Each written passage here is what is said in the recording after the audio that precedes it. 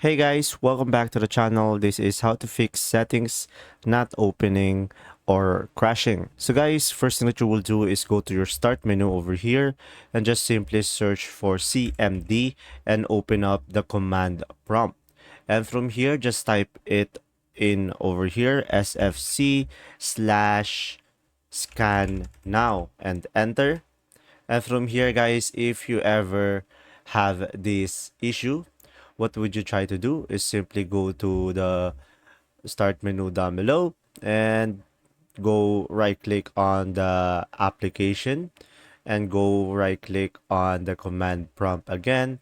And from here, click on run as administrator. So click on this.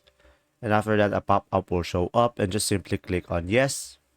And from here, just simply type it over here again, SFC slash scan now and enter.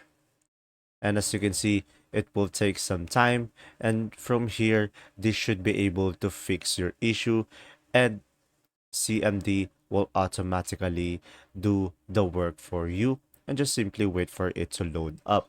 So guys, once it is done, as you can see, it repair my files and now just simply provide exit and enter.